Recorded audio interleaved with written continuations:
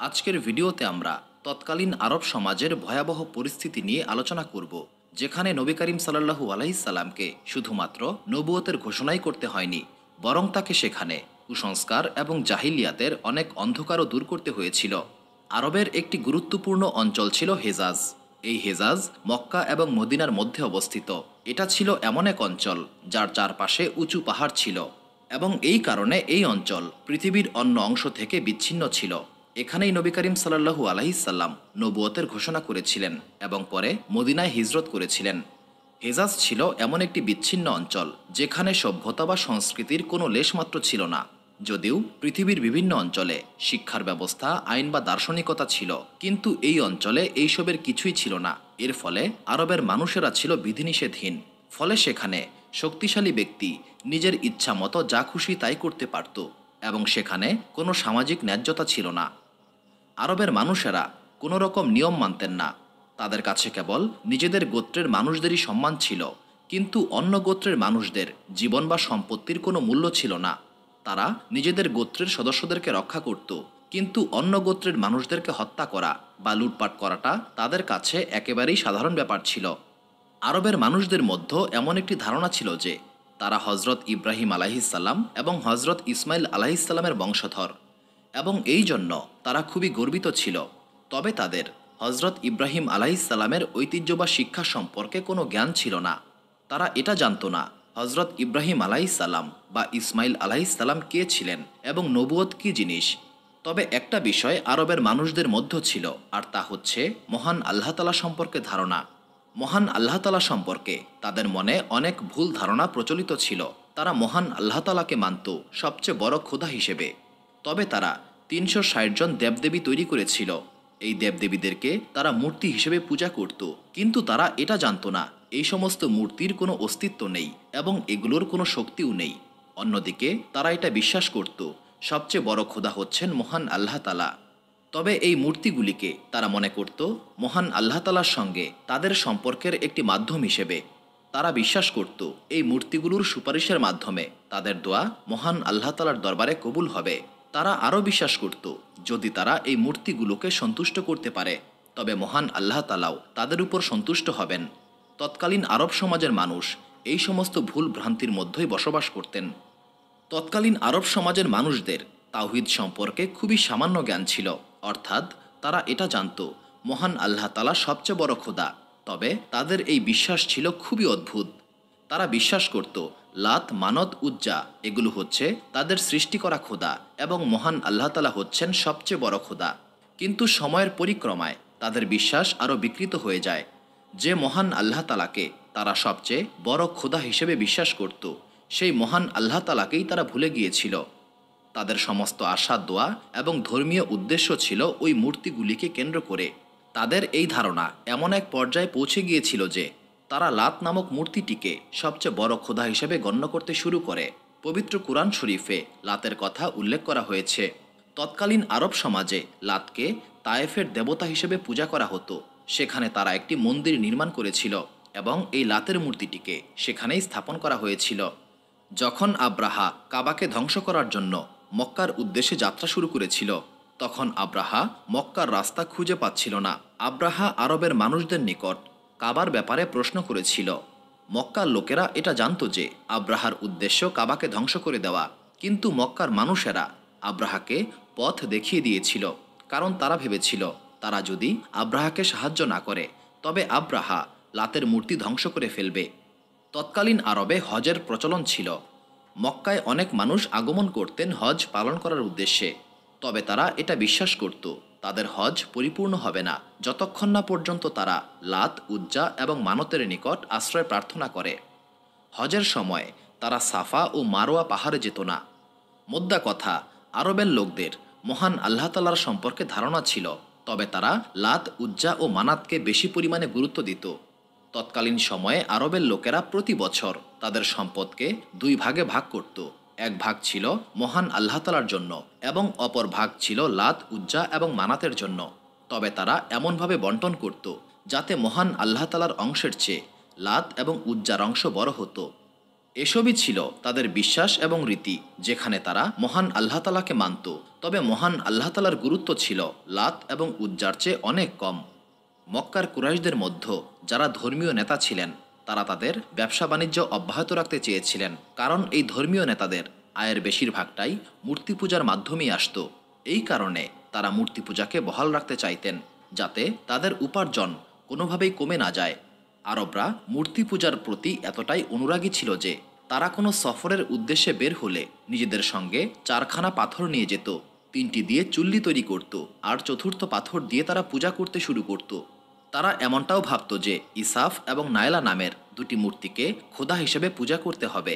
এই 2টি মূর্তি সাফা এবং মারোয়া পাহাড়ে ছিল। এক সময় তারা বিশ্বাস করত ইসাফ এবং নায়লা ছিলেন এক পুরুষ এবং মহিলা, যারা হারাম কাজের উদ্দেশ্যে কাবাতে গিয়েছিলেন এবং মহান আল্লাহ তালা তাদেরকে পাথর বানিয়ে দিয়েছিলেন। সাফা ও মারোয়া পাহাড়ে তাদের মূর্তি রেখে দেওয়া হয়েছিল। একসময় আরবরা এই মূর্তি দুটিকে পূজা করতে আরম্ভ করে। এমনই একটা পরিবেশে নবী করিম সাল্লাল্লাহু আলাইহি সাল্লাম নবুয়ত এবং মহান আল্লাহ তালার একত্ববাদের ঘোষণা দিয়েছিলেন, এবং নবী করিম সাল্লাল্লাহু আলাইহি সাল্লামকে অনেক প্রতিকূলতা অতিক্রম করতে হয়েছিল। তৎকালীন আরব সমাজে শুধুমাত্র ধর্মীয়ভাবে নয়, বরং সাধারণ জীবনযাত্রাও ছিল অত্যন্ত দুর্বিষহ। উদাহরণস্বরূপ, মহিলাদের প্রতি তাদের আচরণ ছিল এতটাই নিষ্ঠুর যে মহিলাদের সম্মান পশুর থেকেও কম গণ্য করা হতো। তখন পুরুষদের জন্য 20, 25, 50 কিংবা 100টি বিয়ে করা ছিল একটি সাধারণ ব্যাপার, এবং এতে কোনো নিষেধাজ্ঞা ছিল না। এর ফলে কেউ যদি এতগুলো বিয়ে করত, তবে তার জীবিকা নির্বাহের জন্য চুরি, ডাকাতি এবং হত্যাও করত। তাদের মধ্যে আরেকটি ভয়াবহ প্রথা ছিল যে যে কোনো ব্যক্তি তার সৎ মাকে বিয়ে করতে পারত। উদাহরণস্বরূপ, যদি কোনো পুরুষ 10 জন স্ত্রী রেখে ইন্তেকাল করত, তবে তার পুত্রের জন্য নিজের মা ছাড়া বাকি 9 জন স্ত্রীর সঙ্গেই বিয়ে করা বৈধ ছিল। এমনকি অনেকেই পিতার ইন্তেকালের পর সকল সৎ মাকেই বিয়ে করত, এবং এই বিষয়ে কারো কোনো আপত্তি ছিল না। তালাকের বিষয়ে পুরুষদের পূর্ণ অধিকার ছিল। তারা যখন ইচ্ছা তখন তালাক দিতে পারত, এবং সেটি খুব স্বাভাবিকভাবেই কার্যকর হয়ে যেত। এতে কোনো বাধা বা পাপের প্রশ্নও ছিল না। কিন্তু ইসলাম পরবর্তী সময়ে যদি কোনো পুরুষ তার স্ত্রীকে 3টি তালাক দেয়, তবে সেই নারী তার জন্য চিরকাল হারাম হয়ে যাবে। তবে আরব সমাজের পুরুষেরা 100 বা তারও বেশিবার তালাক দিত, ফলে মহিলাদের জীবন হয়ে উঠত অত্যন্ত কষ্টকর। তাদেরকে মাঝে মধ্যেই তালাক দেওয়া হতো এবং পরে আবার ফিরিয়ে নেওয়া হতো। এর ফলে কোনো নারী শান্তিপূর্ণভাবে জীবনযাপন করতে পারতেন না। অনেক সময় আরবের পুরুষেরা শুধুমাত্র তার অন্য স্ত্রীদেরকে ভয় দেখানোর জন্য এবং কষ্ট দেওয়ার জন্য তালাক দিত। নারীরা যত বেশি কষ্ট পেত, ততই তারা আরও নিঃস্ব এবং দুর্বল হয়ে পড়ত, এবং পুরুষদের সামনে আরও নত হয়ে যেত। ইসলাম পরবর্তী সময়ে নারীদের শারীরিক পবিত্রতা সম্পর্কে আরবদের যে দৃষ্টিভঙ্গি ছিল, তাতে স্পষ্ট পরিবর্তন আনা হয়েছিল। ইসলাম পরবর্তী সময়ে কোনো নারী শারীরিকভাবে অপবিত্র হলেও তাতে তার পবিত্রতা বা মর্যাদাকে কমিয়ে দেয় না। তবে আরবদের অজ্ঞতা এতটাই বেশি ছিল যে তারা এই সমস্ত জিনিস গ্রহণ করতে অস্বীকার করেছিল। একটা সময় এমনও হতো, যদি কোনো নারীর মাসিক হতো, তবে তাকে ঘরের মধ্যে বন্দি করে রাখা হতো, যতদিন পর্যন্ত না সে পূর্ণভাবে পবিত্র হয়ে ওঠে। তখন নারীদেরকে অচ্ছুত হিসেবে গণ্য করা হতো, এবং তাদের সামাজিক অবস্থা ছিল অত্যন্ত নিচু। তখনকার সময়ে নারী বা এতিমদের জন্য পিতার সম্পদে কোনো অধিকার ছিল না। আরবদের মতে কেবলমাত্র যে সমস্ত পুরুষ উপার্জন করতে সক্ষম, কেবলমাত্র তারাই সম্পত্তির অংশীদার হতে পারবে। নারীদের মধ্যে কেউ যদি উপার্জন করতে সক্ষম না হতো, তবে সে সম্পত্তির অংশ পেত না। ইসলাম এই অসঙ্গতির দূর করেছে এবং নারীদের জন্য সম্পদের অংশ নিশ্চিত করেছে। বিশেষ করে এতিমদের জন্য সুরক্ষা প্রদান করেছে। আরব সমাজে এতিমদের অবস্থা ছিল আরও করুণ। বিশেষ করে যদি কোনো নারী এতিম হতো, তবে তার প্রতি সমাজের অবজ্ঞার কোনো অন্ত ছিল না। এমন অনেক ইতিহাস রয়েছে যেখানে এতিমদের সম্পত্তি দখল করার জন্য অনেক বড় বড় লড়াই ও সংঘর্ষ হতো। এমনই একটি ঘটনা মক্কায় ঘটেছিল, যেখানে আবু জেহেল নিজেকে একটি এতিম শিশুর অভিভাবক হিসেবে ঘোষণা করে এবং সেই এতিমের বাবার সম্পত্তি দখল করে নিয়েছিল। একদিন যখন ওই এতিম শিশু আবু জেহেলের বাড়ির সামনে দাঁড়িয়েছিল এবং পোশাকের জন্য আকুতি করছিল, তখন আবু জেহেল তাকে ধাক্কা দিয়ে বের করে দিয়েছিল এবং বলেছিল, সাবধান হয়ে যাও, যদি আবারও কিছু দাবি করো, তবে আমি তোমাকে হত্যা করে ফেলব। ওই সময়ে আরবের কিছু মানুষ একটি চক্রান্ত করেছিল। তারা সিদ্ধান্ত নিয়েছিল তারা মুহাম্মদ সাল্লাল্লাহু আলাইহি সাল্লাম এবং আবু জেহেলের মধ্যে একটি ঝগড়ার সৃষ্টি করবে। এরপর তারা সেই এতিম শিশুটিকে বলল, যদি তুমি তোমার সম্পত্তি ফেরত চাও তবে তোমার প্রতি এই অন্যায়ের কথা বনু হাসিম গোত্রের মুহাম্মদকে জানাও, তিনি তোমার অধিকার ফিরিয়ে দেবেন। চক্রান্তের ব্যাপারে এই শিশু কিছুই জানত না। তার একমাত্র চিন্তা ছিল খাবার এবং পোশাকের অভাব। অবশেষে সেই শিশু সরাসরি নবী করিম সাল্লাল্লাহু আলাইসাল্লামের নিকটে চলে গেল। নবী করিম সাল্লাল্লাহু আলাইসাল্লাম দেখলেন এক অপরিপক্ক শিশু, যার গায়ে কোনো পোশাক নেই। শিশুটি বলল, আমি আপনার নিকটে এসেছি কারণ আবু জেহেলের নিকট আমার সম্পত্তি রয়েছে, কিন্তু সে আমাকে তা দিতে অস্বীকার করছে। আপনি আমাকে আমার অধিকার ফিরিয়ে দিন। নবী করিম সাল্লাল্লাহু আলাইসাল্লাম এটা শুনে খুব দ্রুত প্রস্তুত হয়ে গেলেন এবং শিশুটিকে সঙ্গে নিয়ে আবু জেহেলের বাড়ির উদ্দেশ্যে রওনা দিলেন। এটা এমন এক সময় ছিল যখন আবু জেহেল রাসূলুল্লাহ সাল্লাল্লাহু আলাইসাল্লামকে হত্যা করার উদ্দেশ্যে গোপনে গোপনে অনেক দিন ধরেই ষড়যন্ত্র করছিল। মুহাম্মদ সাল্লাল্লাহু আলাইসাল্লাম শিশুটিকে সঙ্গে নিয়ে আবু জেহেলের বাড়িতে গেলেন এবং আবু জেহেলকে বললেন, এই শিশুর অধিকার তাকে ফিরিয়ে দিন। সরাসরি নবী করিম সাল্লাল্লাহু আলাইসাল্লামের কথা অমান্য করা আবু জেহেলের পক্ষে সম্ভব ছিল না, কারণ তাহলে আবু জেহেলকে বনু হাসিম গোত্রকে মোকাবেলা করতে হবে। নবী করিম সাল্লাল্লাহু আলাইসাল্লামের এই কথায় আবু জেহেল নিশ্চুপ হয়ে গেল এবং শিশুটিকে তার সমস্ত সম্পত্তি বুঝিয়ে দিল। নবী করিম সাল্লাল্লাহু আলাইসাল্লাম চলে যাওয়ার পর চক্রান্তকারীরা ফিরে এসে আবু জেহেলকে বলল, তুমি মুহাম্মদের এক কথায় সমস্ত কিছু দিয়ে দিলে, আমরা তো ভেবেছিলাম তুমি মুহাম্মদকে প্রতিহত করবে। তখন আবু জেহেল বলল, যখন মুহাম্মদ আমার নিকটে এসেছিল আমার মনে হচ্ছিল কেউ আমার ডান এবং বাম পাশে অস্ত্র তাক করে রয়েছে। আমি ঠিকভাবে কথা বলতে পারছিলাম না, আমার শরীর অবশ হয়ে যাচ্ছিল। তখনই আমি মুহাম্মদের আদেশ মতো সমস্ত কিছুই করলাম। মুহাম্মদ আমাকে বাধ্য করেছে এবং সেই সম্পত্তি আমার বেহাত হয়ে যায়। তৎকালীন আরব সমাজে এতিম মেয়েদের অবস্থা ছিল আরও বেশি খারাপ। যদি কোনো মেয়ে এতিম হয়ে যেত তখন তার সম্পত্তি খুব সহজেই দখল হয়ে যেত। মেয়েটি বড় হবার পর যদি সুন্দরী হতো তবে তাকে দ্রুত বিয়ে করে নেওয়া হতো, যাতে তার সম্পত্তি এবং সৌন্দর্য থেকে লাভ নেওয়া যায়। এমন মেয়েকে বিয়ে করার পর তার জন্য কোনো মোহর বা খরচ দেওয়ার প্রয়োজন হতো না, কারণ তার কোনো অভিভাবক ছিল না। আরব সমাজের এতিম মেয়েরা, যাদেরকে কনিজ বলা হতো, তাদেরকে সহজেই দখল করা হতো। কনিজ বলতে এমন মেয়েদেরকে বোঝানো হতো যারা একা একা রাস্তা দিয়ে কোথাও যাচ্ছিল এবং তার কোনো অভিভাবক ছিল না। এই সমস্ত মেয়েদেরকে ধরে নিয়ে আসা হতো এবং তাদেরকে কনিজ হিসেবে গণ্য করা হতো। এতিম নারীরা গোত্রের বাইরে যেতে খুবই ভয় পেতেন, কারণ তারা জানতেন যে কেউ তাদেরকে ধরে নিয়ে যেতে পারে। এই কনিজ এতিম মেয়েদের সামনে দুটি উপায় খোলা থাকত। প্রথমটি ছিল প্রতি মাসে তাদের মালিককে কিছু পরিমাণ দিরহাম দিতে হবে, আর দ্বিতীয় পদ্ধতি ছিল তারা বিয়ে করবে এবং স্বামীর নিকট থেকে ভরণ পোষণের টাকা নিয়ে মালিককে দিতে হবে। তবে এই বিয়ের প্রথা খুবই অদ্ভুত ছিল। একজন নারী একই সময়ে 10, 12, 15 জন পুরুষকে বিয়ে করত এবং প্রত্যেকের নিকট থেকে মাসিক ভরণপোষণ নিত। এটা আরবদের মধ্যে বিয়ে নামেই পরিচিত ছিল, অর্থাৎ একজন নারী একাধিক পুরুষের সঙ্গে থাকতে পারত এবং এটা ছিল সেই সমাজে খুবই সাধারণ একটা ব্যাপার। যদি এমন কোনো কনিজের গর্ভে কোনো সন্তান জন্ম নিত, তখন মা চাইলে 15 বা 20 জন পুরুষের মধ্যে যাকে ইচ্ছা সন্তানটির পিতা বলে ঘোষণা করতে পারত। তারপর ওই পুরুষটিকে সন্তানের দায়িত্ব নিতে হতো। তৎকালীন আরব সমাজে কন্যা শিশুদের জীবন ছিল অত্যন্ত ভয়াবহ। অনেক সময় এমনটাও হতো, কোনো নারী কন্যা সন্তান প্রসব করলে তাকে জীবন্ত দাফন করে দেওয়া হতো। এমনকি যখন কোনো দায়ীকে ডাকা হতো তখন তাকে নির্দেশ দেওয়া হতো, যদি কন্যা সন্তান জন্মগ্রহণ করে তবে তাকে মাটি চাপা দিতে হবে। ইসলামের আগমনের পর মহান আল্লাহ তাআলার একত্ববাদের কথা বলা হয়েছিল, কিন্তু ব্যবসায়ী ও ধর্মীয় নেতারা মনে করতেন মহান আল্লাহ তাআলার একত্ববাদের কারণে তাদের আয় রোজগার বন্ধ হয়ে যাবে। এমনই এক কঠিন পরিবেশে নবী করিম সাল্লাল্লাহু আলাইহি সাল্লাম মহান আল্লাহ তাআলার একত্ববাদের ঘোষণা করেছিলেন। আমরা বর্তমান সমাজেও অনেক সময় সত্য কথা বলার সাহস পাই না। একবার ভাবুন, তখনকার সেই সময়ে নবী করিম সাল্লাল্লাহু আলাইহি সাল্লামকে কতটা কঠিন পরিস্থিতির মোকাবেলা করতে হয়েছিল। তখনকার আরব সমাজে হত্যার এক অদ্ভুত আইন প্রচলিত ছিল। যদি কোনো গোত্রের নেতা বা বড় কোনো ব্যক্তিকে হত্যা করা হতো তবে তার আসল হত্যাকারীকে শাস্তি দেওয়া হতো না, কারণ হত্যাকারী গোত্রের মানুষেরা বলতো, হত্যাকারী ব্যক্তি আমাদের গোত্রের নেতা, ধনী এবং সম্মানিত ব্যক্তি, তার বদলে তোমরা আমাদের 50 জনকে হত্যা করো। তারা আরও বলতো, আমাদের গোত্রের কেউ একজন তোমাদের গোত্রের একজনকে হত্যা করেছে, তোমরা এই হত্যার প্রতিশোধ নাও, তবে তোমাদের নিহত নেতার সম্মান অনুসারে আমাদের গোত্র থেকে এমন একজনকে পছন্দ করো যাকে হত্যা করলে তোমাদের মন শান্ত হবে। এমন অবস্থায় তাদের গোত্রের মধ্য থেকে এমন একজনকে খুঁজে বের করা হতো যার সম্পত্তি বা মর্যাদা নিহত ব্যক্তির মতোই ছিল এবং তাকে ফাঁসিতে চড়ানো হতো যদিও সেই ব্যক্তি সম্পূর্ণ নিরপরাধ ছিল।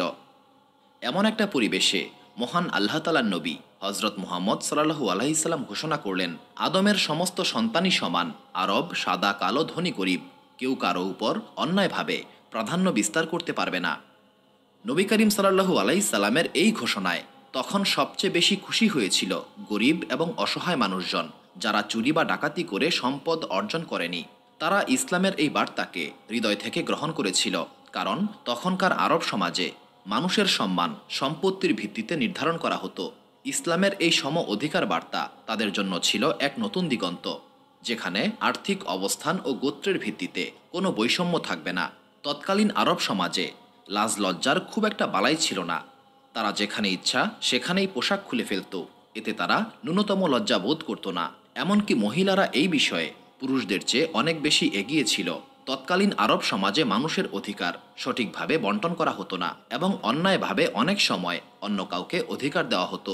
আরবের একটি প্রথা ছিল, কেউ যদি কাউকে ভাই বা ছেলে হিসেবে গ্রহণ করত, তাহলে উক্ত ব্যক্তির ইন্তেকালের পর সেই নতুন সম্পর্কের ব্যক্তি মৃত ব্যক্তির সম্পত্তির অংশ পেত। এটা ছিল সমাজের একটি সাধারণ রীতি, যেখানে পাতানো ভাই বোন সম্পর্কের ভিত্তিতে মানুষের মধ্যে সম্পর্ক গড়ে উঠত। আজকের দিনেও কিছু অঞ্চলে এই প্রথা এখনও কিছুটা বিদ্যমান, কিন্তু ইসলাম এটাকে নিষিদ্ধ করেছে, কারণ ইসলামে সম্পর্কের সত্যতা ও সম্মান বজায় রাখা এবং পর্দার নিয়মগুলো পালন করা অত্যন্ত গুরুত্বপূর্ণ। যদি কোনো ব্যক্তি কাউকে বোন হিসেবে গ্রহণ করে কিন্তু সেই সম্পর্কের সঠিক ভিত্তি না থাকে, তাহলে এটা ইসলামে গুনাহ হিসেবে গণ্য করা হবে। আরব সমাজে আরও একটি প্রথা ছিল, আরবের মানুষেরা সন্তান দত্তক নিত, কিন্তু সমস্যা ছিল যখন সেই সন্তান বড় হতে শুরু করত, তখন ওই সন্তানের জন্য রক্ত সম্পর্কিত সন্তানেরা বঞ্চিত হতো। এই প্রথা ছিল সম্পূর্ণ অজ্ঞতার ফল, যা ইসলাম এসে বাতিল করেছিল। ইসলাম স্পষ্টভাবে জানিয়ে দিয়েছে পাতানো সম্পর্কের কোনো বৈধতা থাকবে না এবং এইসব সম্পর্ক উত্তরাধিকার ব্যবস্থায় স্থান পাবে না। আমি আগেই উল্লেখ করেছিলাম, আরবদের মধ্যে একটি ভয়ানক প্রথা ছিল কন্যা শিশুদেরকে জীবন্ত অবস্থায় কবর দেওয়া। এর তিনটি প্রধান কারণ ছিল। প্রথমত, তারা তাদের দেবতাদের কাছে রক্ত উৎসর্গ করতে চাইত। দ্বিতীয়ত, তারা মনে করত যদি কন্যা সন্তান হয় তাহলে তাকে বিয়ে দিতে হবে এবং সমস্ত সম্পত্তি চলে যাবে। তাদের মতে সে পুত্র সন্তান হলে বড় হওয়ার পর পরিবারের দায়িত্ব নিতে পারবে, কিন্তু কন্যা হলে সেটাকে তারা বিপজ্জনক মনে করত। তৃতীয়ত, তাদের মানসিকতা ছিল আমরা যেইভাবে জীবন কাটাচ্ছি তা নষ্ট হয়ে যাবে যদি কন্যা বড় হয়ে যায়। এই ভয়ঙ্কর চিন্তা ভাবনায় ছিল তখনকার আরব সমাজে। তৎকালীন আরব সমাজে যদি কোনো কন্যার জন্ম হতো তবে বেশিরভাগ পরিবার নিজেকে মূল্যহীন মনে করত। যদি কোনো পরিবারে কোনো কন্যার জন্ম হতো তবে তারা উক্ত কন্যাটিকে লুকিয়ে রাখত। তারা মনে করত কন্যা বড় হলে বিয়ে দেওয়ার পর কন্যার শ্বশুরবাড়ির মানুষের সামনে নতজানু হতে হবে। এই ব্যাপারটা তারা কোনোভাবেই মানতে চাইত না।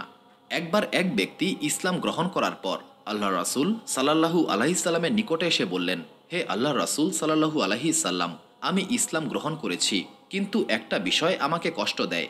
একবার আমার স্ত্রী গর্ভবতী ছিলেন এবং আমাকে জরুরি কাজে মক্কা থেকে বাইরে যেতে হয়েছিল। যাওয়ার আগে আমি আমার স্ত্রীকে বলেছিলাম যদি কন্যা সন্তান হয় তবে তাকে অবশ্যই কবর দিতে হবে। এর আগেও আমার 6টি কন্যার জন্ম হয়েছিল, তাদেরকে আমি নিজের হাতে দাফন করেছিলাম। যখন 2-3 মাস পর মক্কায় ফেরত আসলাম, আমি আমার স্ত্রীর নিকট জানতে চাইলাম কি হয়েছিল। তিনি বললেন কন্যা সন্তান হয়েছিল এবং আমি তাকে দাফন করে দিয়েছি। এইভাবেই কয়েক বছর কেটে গেল। একদিন আমি লক্ষ্য করলাম আমার স্ত্রী প্রতিবেশীর কন্যাটির প্রতি অতিরিক্ত ভালোবাসা দেখাচ্ছেন এবং প্রায়শই তাদের বাড়িতে যাচ্ছেন। একদিন আমার স্ত্রীকে এই ব্যাপারে জিজ্ঞাসাবাদ করলাম। আমার স্ত্রী উত্তর দিলেন, এটা আমাদেরই কন্যা, আমি জানতাম তুমি এই কন্যাটিকেও মেরে ফেলবে, তাই আমি আমাদের প্রতিবেশীকে অনুরোধ করে তাদের ওখানেই রেখেছিলাম। এরপর আমার স্ত্রী আমাদের কন্যাকে আমাদের বাড়িতে নিয়ে এলেন। তখন কন্যাটির বয়স ছিল 4 বা 5 বছর। আমার স্ত্রী তাকে পরিচয় করিয়ে দিয়ে বললেন, এটা তোমার বাবা। তখন মেয়েটি খুব আনন্দিত হয়ে বাবা বলে আমার গলা জড়িয়ে ধরল। আমার কন্যা যখন আমার গলায় ঝুলে পড়ল আমার হৃদয়ে পুরনো গর্ব এবং মেয়েদের প্রতি ঘৃণার অনুভূতি অজান্তেই উকি দিয়েছিল। তবু আমি আমার কন্যাকে বললাম, চলো আমরা বাইরে যাব। আমার মেয়ে খুবই খুশি হয়েছিল, কারণ এটা ছিল তার জীবনের প্রথমবার যখন সে তার বাবার সঙ্গে বাইরে যাবে। আমি আমার কন্যাকে নিয়ে মক্কার বাইরে মরুভূমিতে মাটি খুঁড়ে একটি কবর প্রস্তুত করলাম। আমি নিজের হাতে আমার মেয়েটিকে কবরের মধ্যে রাখলাম। এইদিকে আমার কন্যা তার ছোট্ট বুকের সঙ্গে আমাকে লেপ্টে রাখতে চেয়েছিল। যখন আমি কবরের উপর মাটি চাপা দিতে শুরু করলাম, তখন আমার মেয়েটি হাত নেড়ে নেড়ে আমাকে বারবার ডাকছিল। কিন্তু ইসলাম গ্রহণের পর আমার এই কাজের জন্য আমি খুবই দুঃখ পাচ্ছি। বারবার আমার কন্যার মুখটা আমার চোখের সামনে ভেসে উঠছে। এই কাহিনী শুনে আমাদের প্রিয় নবী সাল্লাল্লাহু আলাইহিস সালাম এতটাই কেঁদেছিলেন যে তার চোখের পানিতে পবিত্র দাড়ি মোবারক ভিজে গিয়েছিল। নবী করিম সাল্লাল্লাহু আলাইহিস সালামকে এতটা কান্না করতে দেখে সেই ব্যক্তি আতঙ্কিত হয়ে বলল, হে আল্লাহর রাসূল সাল্লাল্লাহু আলাইহিস সালাম, এখন আমার কি হবে? নবী করিম সাল্লাল্লাহু আলাইহিস সালাম বললেন, ইসলাম গ্রহণ করার পর পূর্ববর্তী সকল গুনাহ ক্ষমা করে দেওয়া হয়েছে, তাই এটাও ক্ষমা হয়ে গেছে। কিন্তু তুমি যা করেছ তার ক্ষতি তোমাকে এই দুনিয়াতেই ভোগ করতে হবে। একটাবার চিন্তা করে দেখুন, এমন কঠিন পরিস্থিতিতে নবী করিম সাল্লাল্লাহু আলাইহিস সালাম ইসলাম প্রচার করছিলেন, যেখানে মানুষ তাদের সন্তানকেও দয়া করত না, নিজের রক্তের প্রতিও কোনো সহানুভূতি ছিল না। নবী করিম সাল্লাল্লাহু আলাইহিস সালামকে এই সমস্ত বর্বর মানুষদেরকে মানবতা শেখাতে হয়েছিল। এটা যে কত কঠিন ছিল তা অনুধাবন করা খুবই কষ্টকর। তবে এখানে একটা বিষয় খুবই গুরুত্বপূর্ণ, এই রীতি কিন্তু আরবের প্রতিটি গোত্রের মাঝে ছিল না। তখন কিছু ভালো মানুষও ছিল যারা অন্যদের থেকে আলাদা ছিলেন। আরবের একজন বিখ্যাত কবি ফারাজ দকের দাদা হজরত শাসা রাদিয়াল্লাহু তাআলা আনহু মদিনায় ইসলাম গ্রহণ করেছিলেন। তিনি নবী করিম সাল্লাল্লাহু আলাইহিস সাল্লামের কাছে এসে বলেছিলেন, হে আল্লাহ তাআলার রাসূল সাল্লাল্লাহু আলাইহিস সাল্লাম, ইসলাম গ্রহণ করার পূর্বে আমি কয়েকটি ভালো কাজ করেছিলাম।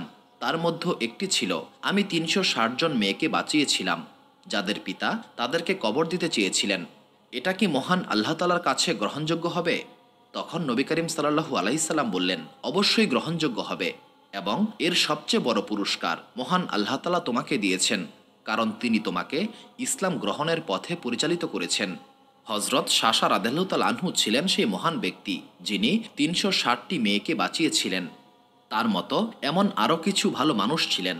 কিছু গোত্র, যেমন বনু হাসিম গোত্র এবং হজরত খাদিজা রাদিয়াল্লাহু তাআলা আনহার গোত্র, যেখানে এই অমানবিক প্রথা ছিল না। তবে বেশিরভাগ ক্ষেত্রেই পরিস্থিতি একেবারেই বিপরীত ছিল। এই সমস্ত ঘটনা আমাদের বুঝতে সাহায্য করে সেই সময়ে মক্কার মানুষ কতটা নির্মম ছিল। সেই সময়ে মক্কার কুরাইশরা নিজেদের শ্রেষ্ঠত্ব বজায় রাখার জন্য মক্কায় বসবাসকারী ৩-৪টি গোত্রকে একত্রিত করে একটি সম্মিলিত জোট গঠন করেছিল। তারা ঘোষণা করেছিল, আজ থেকে এই গোত্রগুলি সাধারণ আরবদের তুলনায় শ্রেষ্ঠ হবে। এর ফলাফলস্বরূপ তারা এমন কিছু কাজ করেছিল যা সাধারণ আরবরা করতে পারত না, এবং তারা যে কাজগুলি করত সেগুলি সাধারণ মানুষের জন্য নিষিদ্ধ ছিল। এই শ্রেষ্ঠত্বের কারণে কুরাইশরা হজের ক্ষেত্রেও পরিবর্তন আনতে শুরু করেছিল।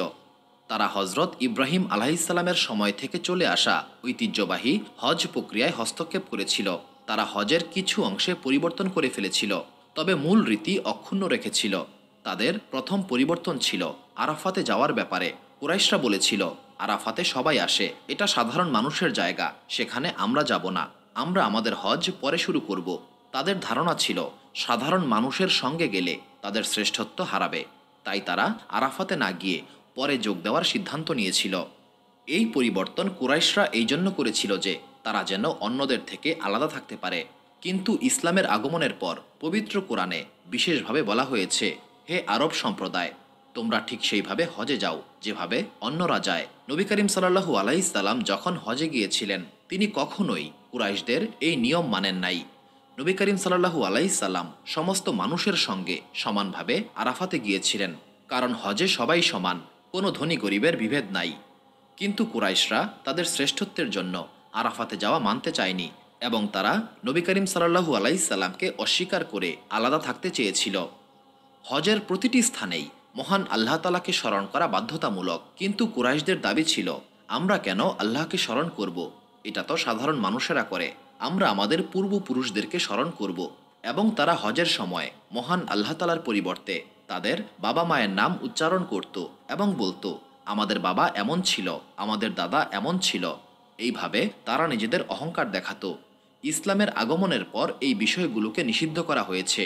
কুরাইশদের অহংকার এতটাই বেশি ছিল যে তারা নিজেদের অঞ্চল এবং সেখানে পাওয়া বস্তুগুলোকে শ্রেষ্ঠ মনে করত। তারা বলতো, যেই কাপড় আমাদের অঞ্চলে উৎপাদিত হয় তা হচ্ছে শ্রেষ্ঠ কাপড়, আর যে পোশাক আমাদের অঞ্চলের নয় সেটা শ্রেষ্ঠ নয়। এর ফলে মক্কার বাইরে থেকে কেউ অন্য পোশাক পরিধান করে মক্কা এলে মক্কার লোকেরা তাদেরকে খুবই তুচ্ছ মনে করত। এমনকি কুরাইশদের মধ্যে একটি প্রচলিত রীতি ছিল যে কাবার নিকট কেউ যদি বাহির থেকে খাবার বা অন্য কোনো পোশাক আনত, সেটাকে তারা কাবার অসম্মান হিসেবে গণ্য করত। তারা ঘোষণা করেছিল, আমরা যে পোশাক দেব সেটাই পরতে হবে, কারণ আমাদের পোশাকই শ্রেষ্ঠ। এর ফলে এমন একটি অবস্থার সৃষ্টি হয়েছিল, কেউ যদি অর্থাভাবের কারণে পোশাক কিনতে না পারত তবে তাকে নগ্ন হয়ে কাবা তাওয়াফ করতে হতো। তৎকালীন আরবের লোকেরা জিনদেরকে অনেক ভয় পেত। তারা এতটাই ভীত ছিল যে যখন কোনো ব্যক্তি ভ্রমণে বের হতো এবং নির্জন কোনো এলাকায় প্রবেশ করত, তখন সে বলতো, হে এই এলাকার জিন, আমি তোমার আশ্রয়ে চলে এসেছি, তুমি আমাকে সুরক্ষা প্রদান করো। তারা বিভিন্নভাবে জিনদের নিকট আশ্রয় প্রার্থনা করত। পবিত্র কোরআনে এই বিষয়টি সূরায়ে জিনে উল্লেখ করা হয়েছে। সেখানে বলা হয়েছে, মানুষদের মধ্যে কিছু সংখ্যক জিনদের আশ্রয় প্রার্থনা করে এবং তাদের এই ভুলের কারণে জিনের অবাধ্যতা আরও বৃদ্ধি পায়। জিনেরা অহংকারী হয়ে ওঠে এবং মনে করে এই মানুষটি আমার হুকুম মানবে।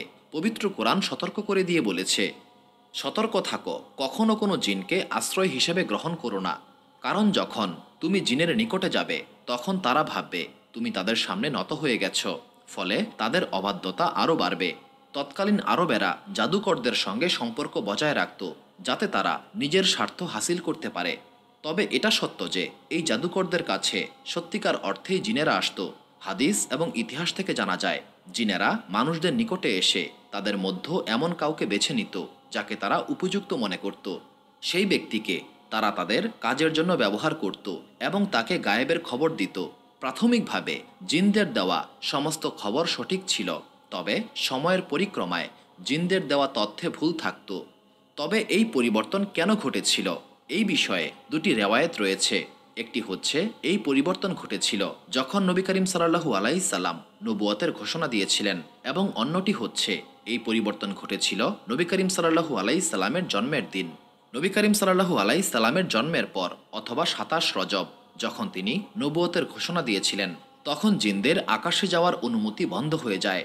এরপর তারা অনুমান থেকে খবর দিতে শুরু করেছিল। যখন তারা ফেরেশতাদের নিকটে গিয়েও সঠিক খবর পেত না, তখন তারা শুধুমাত্র অনুমান করেই খবর দিত। একটি রেওয়ায়েতে বলা হয়েছে, শেষবার যখন জিনদের আকাশে যাওয়ার অনুমতি দেওয়া হয়েছিল তা ছিল নবী করিম সাল্লাল্লাহু আলাইহি সাল্লামের নবুয়তের ঘোষণা দেওয়ার ১ বছর আগে, যখন তিনি ৪০ বছর বয়সে নবুয়তের ঘোষণা দিলেন। সেই সময়ে পৃথিবীর জাদুকররা উদ্বিগ্ন হয়ে পড়েছিল, কারণ তাদের নিকটে আসা জিনেরা সঠিক খবর দিতে পারছিল না। কুরাইশরাও উদ্বিগ্ন হয়ে পড়েছিল, কারণ জাদুকরদের সঙ্গে তাদের ঘনিষ্ঠতা ছিল এবং জাদুকরদের জিনদের সঙ্গে ঘনিষ্ঠতা ছিল। তবে তারা এটা জানত না, এখন থেকে খবর আর আগের মতো সঠিক হবে না। এক রেওয়ায়েতে বলা হয়েছে, মক্কায় একজন রহস্যময় নারী বাস করত। এই নারী একলা নামে পরিচিত ছিল। প্রতি রাতে সে একটি জিনের মাধ্যমে খবর সংগ্রহ করত এবং পরের দিন মক্কাবাসীদেরকে সেই জিনের থেকে প্রাপ্ত সংবাদ জানিয়ে দিত। মক্কার মানুষেরা তাকে খুব সম্মান করত এবং প্রতিদিন সকালবেলায় তার নিকটে যেত এবং প্রশ্ন করত, তুমি আজ কি কি সংবাদ সংগ্রহ করেছ? একদিন এই মহিলা উত্তর দিলেন, গতকাল রাতে জিন আমাকে খুব অদ্ভুত কিছু একটা বলেছে যা আমি বুঝতে পারিনি। এটা শুনে কুরাইশরা খুব চিন্তিত হয়ে পড়েছিল।